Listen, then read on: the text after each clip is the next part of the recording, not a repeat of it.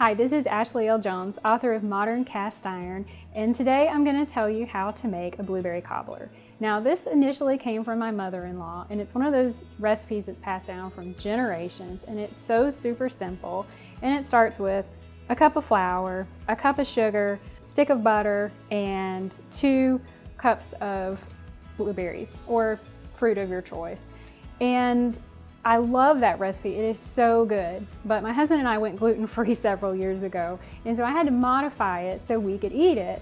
And now my little son Gordon is dairy-free, so I've had to learn how to make this vegan as well. So I'm going to show you how to make this old recipe, a little modernized, gluten-free, vegan, and also free of processed sugar. So let me show you what that looks like. So I'm going to start with a cup of flour. Now this is gluten-free flour and it's a mix. And I've used several mixes and I like all of them. So just pick the one that you like the most, but be sure it has a 1-to-1 substitution ratio. So instead of a cup of wheat flour, you would use a cup of your gluten-free mix. So we're going to start with that. Now because it's not self-rising flour, we have to make it rise. And so I'm going to add 1.5 teaspoons of baking powder. We're going to use a 1/2 teaspoon of salt. Okay, so that's going to be our flour and it will rise. And so I'm going to give that a good mix here.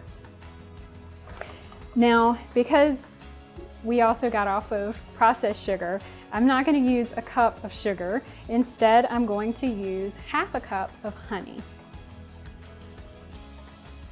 And I find that that goes really well with the blueberries anyway. So I'm just going to mix that in here. And because my little one is vegan, I'm going to use a stick of vegan butter. Now you can use Crisco if you like, that works just as well. And I found that a whole stick is not really necessary, so I just use 6 tablespoons and it's melted. So that's 6 tablespoons of vegan butter going in.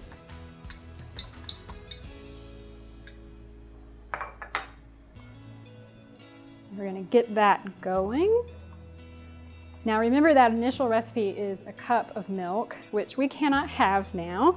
And so I'm substituting with almond milk. And again, I find that a whole cup is not necessary, but that depends on your taste. If you are looking for a cobbler that's a little bit more gooey, then you can use more milk. If you're looking for something that's a little flakier, more like a cake, then you can use less. And so I found that about a 1/4 cup of almond milk is really good.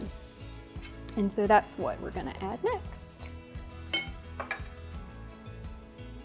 And really 1/4 to 1/2 cup. Let's see how it looks here. And I just use a simple fork to stir this in. You don't need a fancy blender for this at all. It's just super simple. Now I have my cast iron pan here and it's actually on the stove top. I just seasoned it and it's ready to go. And it's still a little warm. And I like that because it's going to help me get a nice crust on it. So it's preheated. I think that's pretty good, but I'm just going to add just a little bit more here. Almond milk doesn't have a lot of fat, so it's kind of tricky when you're baking with it, but it does work really well in this. And I'm just looking for a good consistency. You can see it really coming together, but we don't want it too soupy. Okay, now since I just pre-seasoned it, like I said, I don't need to add any Crisco or anything to it, but at this point, if you wanted to take some Crisco or oil and lightly rub it around your pan, this would be the time to do that, just to make sure it doesn't stick at all. So I'm gonna pour it in my pan, and I'm using a 9-inch cast iron skillet, and it seems to work really well for this. If you have a larger skillet, that's perfectly fine. If it's really large, like 12 inches, you may want to double your recipe. Otherwise, it's going to get really thin. Okay, so now we have our batter in the skillet ready to go, and we're going to add the blueberries. Now these are actually frozen blueberries. We have blueberry bushes in our yard, and my mother-in-law has blueberry bushes, so we are stocked all year long. And so blueberry cobbler is our go-to breakfast and dessert when we need something like that. So, so use what you have on hand for sure. If you prefer peach or something like that, you can use that. And canned peaches work really well too. But we're going to use these, and I'm going to use as much as I can. Now, notice I'm adding them on top. I'm not mixing them into the batter. The way this cobbler works is that the bread rises up through the blueberries, and so it all kind of mixes together naturally. Of course, with gluten-free and vegan baking, things don't rise quite as well as that nice wheat gluten bread does, but you'll still see some of that effect.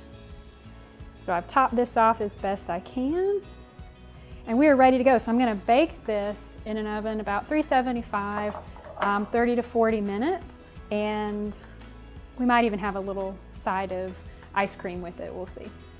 Okay, I'm going to put this in a preheated oven about 375 and bake it for about 40 minutes.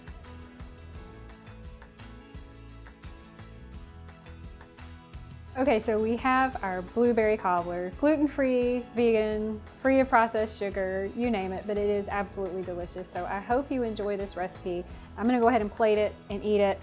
And yes, Robbie and I are cheating with some ice cream. Gordon can't have ice cream, but he's gonna enjoy the cobbler anyway.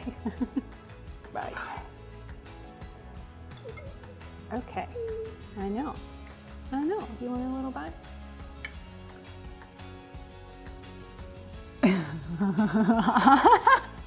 You're just in the cobbler.